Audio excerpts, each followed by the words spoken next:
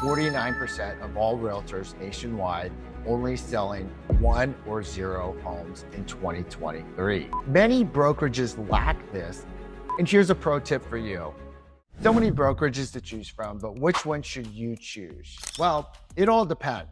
What is important to you in the brokerage you want to align with? Is it training, mentorship, favorable splits, flat fees, low caps, no caps, high splits, collaboration, culture, technology, cloud-based brokerage, physical office space, brand recognition, profit share, stock options, or no office fees? If you're new to the real estate world, you might find yourself in the position of not knowing what you don't know. If I were in your shoes, I would prioritize finding a brokerage with top-notch training, a physical office to work from, and a mentorship program that can guide me in getting my business off the ground. At this stage, splits and caps might not be your primary concern because let's face it, if you don't know how to help people buy and sell effectively, splits become irrelevant.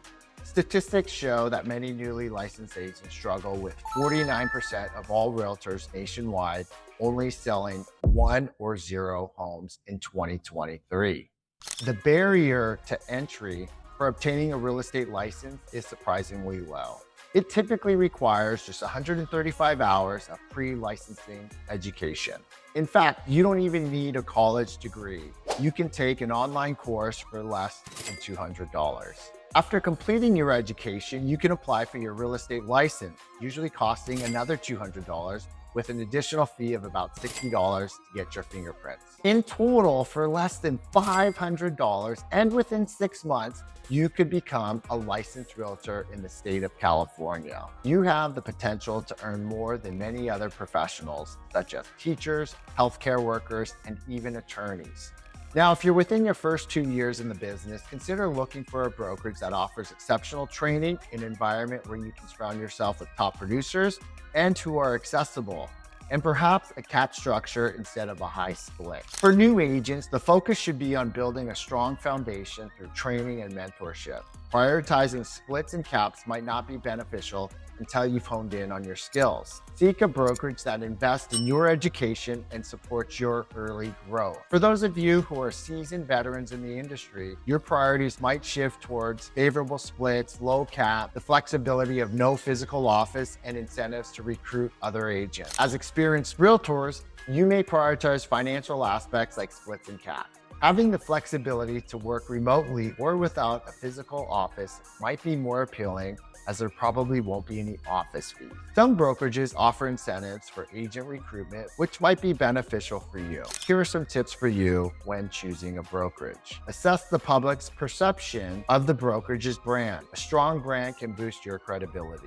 Ensure that the brokerage's values align with your core values. Understand their value proposition. Are they focused more on the cost benefit or the value benefit?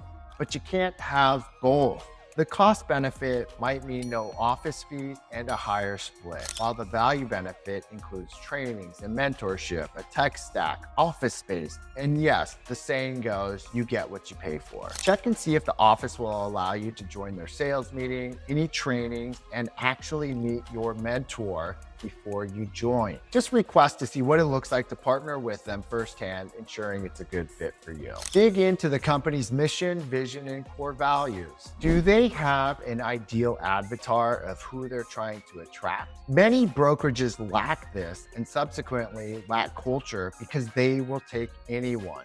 And lastly, when speaking to the team leader, the recruiter, the broker owner, inquire about their own real estate experience. Are they an active agent? How many homes did they sell in the last 12 months? How long have they been in business for? Do they practice what they preach? As a seasoned professional, I can share from experience that many of those in management roles may have transitioned because they were only as good as their last sale. They didn't treat it like a business, and always remember, success leaves clues.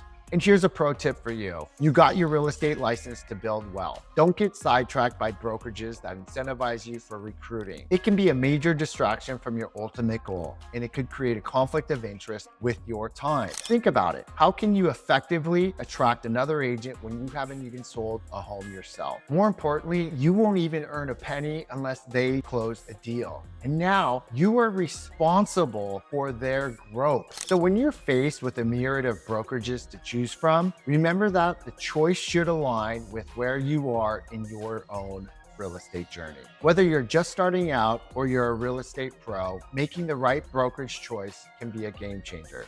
Keep these tips in mind and always prioritize your growth and success in this ever-evolving industry. Until next time, happy selling.